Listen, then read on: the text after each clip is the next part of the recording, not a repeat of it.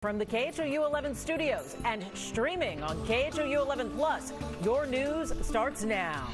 Get prepared to be in your house, in your residence, in your warming place for the next 48 hours. It is time to hunker down and stay warm. You heard from the mayor there, John Whitmire, telling everyone to stay put till at least Wednesday morning. Our camera is showing you the conditions all across town tonight. Everything you're looking at now expected to be frozen over in parts and covered in a blanket of snow later. Good evening. Welcome to a very busy Wednesday. I'm Monday. I wish it was Wednesday. We've got some of this. I'm Len Cannon. And I'm Mia Grady. Go ahead and ready yourself for a long winter's night. All of Southeast Texas is now under a winter storm warning. Tomorrow, many of you may wake up to 5 inches of snow. We have a team of journalists with everywhere and with everything you need to know, tracking road conditions and power outages. But we start with Chief Meteorologist David Paul with the latest on the storm itself. Dave? And snow and ice pellets are beginning to fall in many parts of Southeast Texas right now. This is a radar loop. Just over the past hour, we've seen it go from almost nothing to reports of ice pellets mixing with a little bit of snow. Lake Livingston up in Polk County, Seven Oaks to Corrigan. And then here's eastern Montgomery County. So Porter Heights to Roman Forest, that's a little bit of sleet and snow up toward Midline, right there on 59. Cleveland getting in on a few little ice pellets mixing with some snowflakes. Out to the west, well, Waller to Monaville to Belleville, Austin County getting a little pocket of light ice pellets mixing with snow, and all the way back to San Antonio, widespread light ice pellets and snow here, stretching to Nixon and Gonzales. So it's beginning, and there's no stopping it now. We've got low pressure forming off the coast here. That moves up, increases the moisture count. And as we look at future track, more widespread flurries by 8 o'clock, more widespread snow by 11 o'clock, and going into 3 a.m., Pat Kavlin, 3 a.m. to 6 a.m. maybe when we see the heaviest widespread snow. Yeah, this is going to go from 0 to 60 really fast, and it's going to add up in a hurry as well. So here's the latest snowfall forecast that we've got working for you. By the time this is all said and done, as we get into tomorrow afternoon, if we could switch back over to max 3, the totals could be historic for a good part of the area. The darker blue here, which includes the city of Houston, which includes the city of Galveston, and all of these communities up and down the Gulf Freeway, and also includes everything along I-10 going east, could see 3 to 5 inches of snow with locally higher amounts, 2 to 3 inches as you go to the west, and the big jackpot will be outside of the area to the east along I-10 getting into Louisiana. So weather impact alert in effect. This is for the potential to see heavy snow and sleet from 8 o'clock this evening going all the way through noon tomorrow, which will make travel exceptionally dangerous, if not impossible at times, as snow becomes pretty deep on some of our area roadways. An hour-by-hour walkthrough of future track and a deeper dive on how we got to our snowfall forecast when we see it back here in about 15 minutes. Len and Mia? Oh, there's a lot going on. 5 inches, quite a bit. It's best to stay put, but if you must get on the roads, agencies like TxDOT and the city of Houston did pre-treat certain areas. Troy Kless joins us live this evening. He's on the island in Galveston with how crews are prepping for snow and ice on the roadways. Hello, Troy. Hey, Len. So we did get some new info that actually TxDOT has been treating a lot of the main roadways here on the island, including the Causeway Bridge. We're here along the Seawall Boulevard where it seems right now, obviously, traffic is going as normal, but that's not going to be the case very soon. Again, that ice and snow is going to make it very difficult to be traveling on the road. That's why TxDOT and many other agencies have been out preparing for this since last week. So, earlier we mentioned that TxDOT, the city of Houston, and other agencies, including Houston Public Works, have been preparing vulnerable roadways, overpasses, bridges, those sorts of roads that can be vulnerable. They're using a brine solution, which includes a salt water mix to bring the freezing point of the water down. Now, if ice and snow does accumulate, TxDOT says it is prepared. I'm told that 22 snow plows were brought in from around the state due to the possibility of the ice accumulation on bridges and highways, but it's not the only tool that TxDOT has.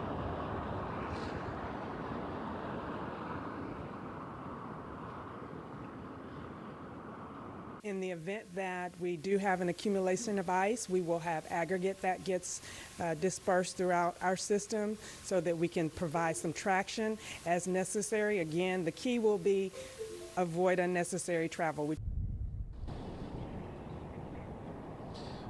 And on top of those snowplows and that aggregate that'll be used, there is additional manpower. Crews from TxDOT, San Angelo, El Paso, and Dallas were brought in. And of course, they're going to be monitoring the storm 24 hours to see what the impacts will be on the road. Now, again, they want the roads to be clear only for emergency personnel. So the message to you is to simply stay off the roads because it might be too dangerous to travel as we get through this next couple of days. Reporting live in Galveston Island, Troy Kless, KHOU 11 News. Yes, it's going to be a very strange sight to see snowplows in southeast Texas.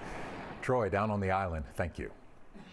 Well, we know there may be a lot of anxiety about power outages, especially after the winter storm of 2021. But take comfort in knowing this is not a statewide winter event like the one we went through 4 years ago.